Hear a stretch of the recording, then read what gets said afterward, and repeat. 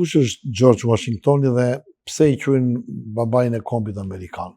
Ju e cekët pak, për një sqarim më të gjerë. George Washingtoni ishte njeri i pasur, jetonte në Mount Vernon, që është rreth 50 milje larg Washington DC sotshëm. Planter, do më thënë, ishte njeri që kishte një plantacion të madh. Kishte edhe sklever në plantacion, por kur ka vdekur, testamentin e tij i ka lënë gjithë të lirë. Shumë përpara se sa të bëj lufta civile. Do të thënë, ne jemi në fundin e shekullit 18. Për mentalitetin e asaj kohe është një veprim shumë i lartë, shumë revolucionar, shumë larg pamës. Dhe George Washingtoni shërbente fillimisht si vëzhgues tokash, po ishte edhe reshter në ushtrinë. Do të thënë, survejonte tokat, gjeometri si mund të themi ne. Tokat e reja që Amerika po i merrte, do të thënë, ky ishte profesioni i tij i parë. Pastaj ishte ushtarak në ushtrinë angleze.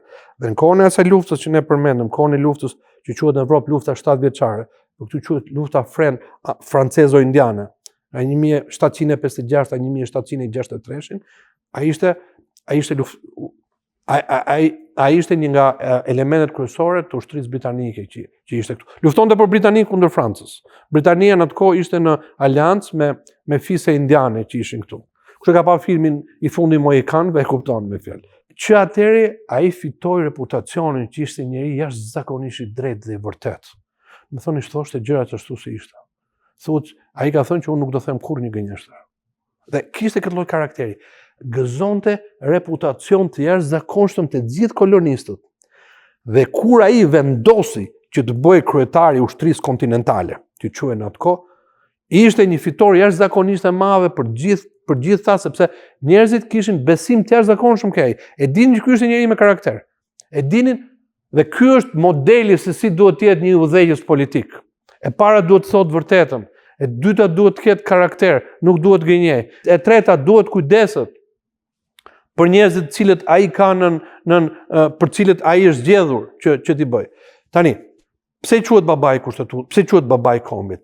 Sepse me gjithë to cilësitë të tjera, por ai imponon të respekt dhe luti rolin fundamental në themelimin e Shtetit Bashkuara. Për shembull, te kjo Kongresi I Konventës, që bë konventa për konventa për kushtetutën. Ai ishte kryetari, nuk është se merrte shumë pjesë në debate, por rinte aty krye dhe bënte që këta mos shkonin në për debate të kota dhe pa vlerë. Tamam menaxher domethënë kjo nuk vlen, le të shkojmë ke ajo që ka vlerë. Dhe njerëzit për këtë arsye respektonin sepse ai I trajtonte të gjithë një lloj, nuk mbante anë.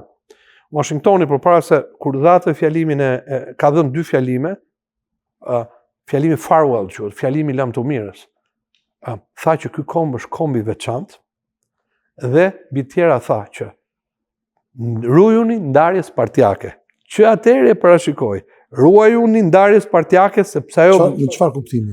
Në kuptimin e kësaj që në atë kohë ishin formuar këto 2 partitë, partia e Jeffersonit që thash, antifederalistët dhe partia e Hamiltonit. Dhe këto të dyja përplaseshin me njëra tjetrën. Washingtoni u tha atyre në një farë mënyrë liderëve po edhe antarëve që mos krijoni ndarje partijake në kuptimin që për idenë e partisë ju të lini kombin. Po, të lini mënjan idealin më të madh që është krijimi I kësaj republike. Dhe gjëja më e madhe që George Washingtoni ka bërë është që e refuzoi që të zgjidhej për herë të tretë.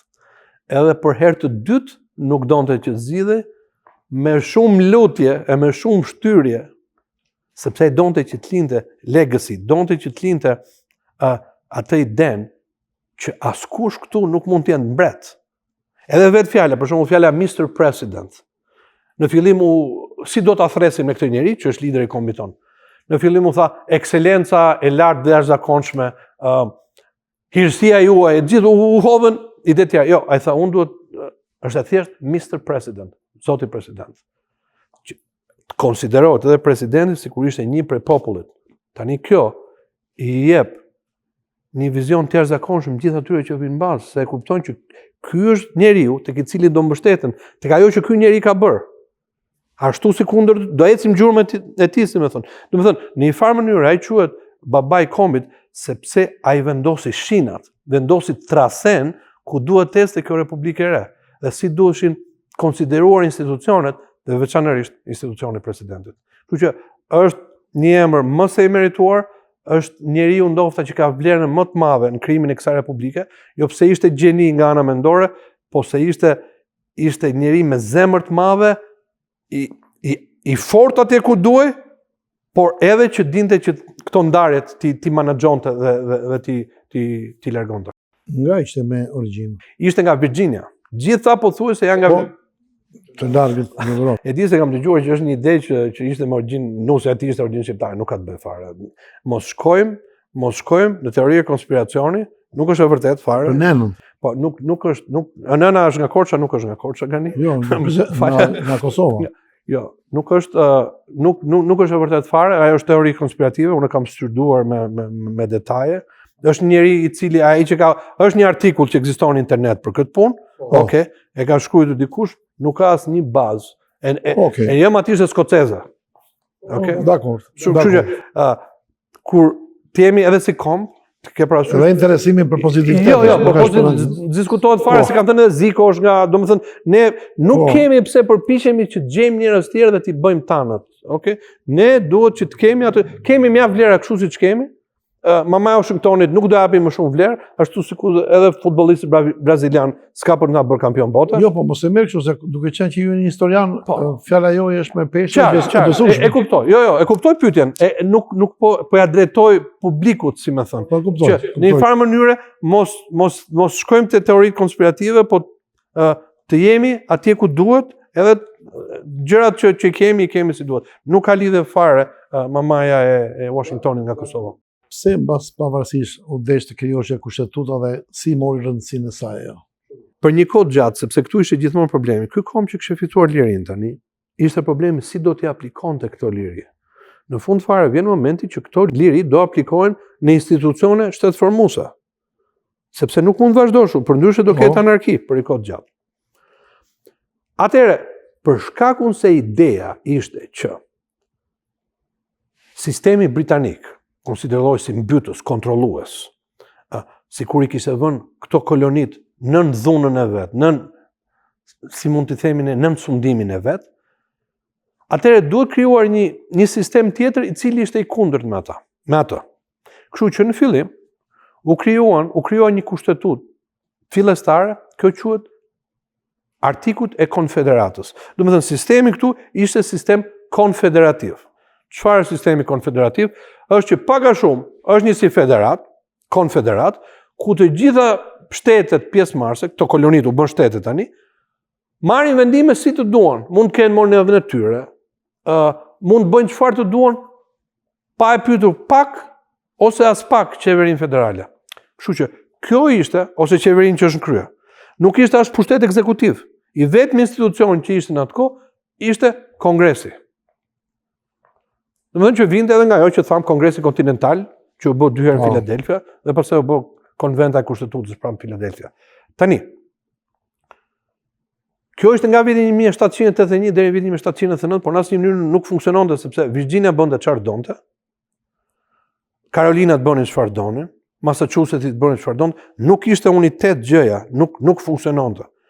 Kështu që u pa tani që kjo nuk funksionon dhe atëherë, nga gjysma e dytë e viteve 1810, ndërkohë ishte shpallur deklarata e pavarësisë e gjithë ato, kush është sistemi që ne do bëjmë se kështu nuk funksionon. Atëherë këtu dalin prapë në pa 3 karakteret: Jeffersoni, Madisoni dhe Hamiltoni. Dhe në atë kohë, Hamiltoni dhe Madisoni dhe një njeri tjetër shumë i madh, një avokat shumë i zotit, quhet John Jay, ka shkruar disa letra që quhen Federal Papers, letrat federale. Dhe i botonin njëra mbas tjetrës, në të cilën ata hidhin idenë që ky sistem duhet të jetë sistem federal dhe nuk mund të jetë me konfederat. Dhe atëherë u mblodhën prapë për të bërë këtë kushtetutë, sikur tham, që të bëjnë një kushtetutë e re dhe të lidheshin mbrapa këto artikujt e konfederatës, të cilat nuk funksionuan, u provuan për 8 vjet, 9 vjet, nuk funksiononin sepse çdo shtet bënte atë që donte. Më në fund fare u krijua kjo kushtetutë e re. Kushtetuta e Shteteve të Bashkuara në vitin 1789. Kjo kushtetutë që kemi ne sot. Edhe kjo nuk ishte gjë e lehtë, sepse e para, çfarë konfigurimi do kishte? Si do ishte kongresi? U pa që me artikujt e konfederatës kishte vetëm kongres. Atëherë duhej që të kishte edhe 2 pushtete tjera, duhej pushteti ekzekutiv, që është presidenti, dhe pushteti gjyqësor, që është gjykata supreme. Atëherë, si mundet që këto të treja pushtetet balancoheshin? Në fillim të kësaj dokumenti kushtetuar që krijohet është një dokument me rreth 4300 fjalë. 4300 fjalë, kaq ka. Është amenduar vetëm 27 herë në histori. Domethënë, ajo kushtetuar vazhdon dhe janë bërë ndryshime edhe kaq herë tjera. 27 besoj, jo 28, 27. Dhe do të thotë kjo, do të thotë që është kaq dokument i mirë, sa duke kaluar nga viti 1789, sa i bie 13, domethënë duke kaluar edhe 237 vjet tjera, ajo akoma funksionon siç funksiononte atëherë. Sepse, sikundër e tham, ajo që etri themelues njën shumë mirë, ishte natyra njerëzore. Dhe natyra njerëzore nuk ndryshon. Po të shikosh për shembull Solomonin që ishte mbreti i hebrejve 1000 vjet përpara Jezusit, Krishtit, ai thotë vërteta që janë akoma edhe sot. Nuk është se njerëzit ishin ndryshe para 1000 vjetësh, kishin të njëjtat ndjenja, të njëjtat ndjenjen për të pasuruar, ndjenjen për të arritur në kulm, për të gabitur diku, domethënë veset njerëzore janë të njëjta. Dhe atje u mbështeten këta njerëz duke njohur natyrën njerëzore. Atëherë kushtetuta ndahet në 3 pjesë. Domethënë pjesët kryesore janë 3 artikuj. Artikulli i parë, 2 dhe 3, janë 9 artikuj gjithsej. Dhe 3 të parët përcaktojnë pushtetet. I parë është pushteti legjislativ, që u vendos që të bëjë sipas, u dhanë 2 plane se si të bëjë ky. Një plan quhet plani i Virginias. Virginia është shtet me peshë shumë të madhe në historinë e Amerikës. Më shumë president nga çdo shtet tjetër janë nga Virginia, 8 president nga Virginia. Okay? Dhe kjo në fillimet e veta është ajo që quhet dinastia virginiane.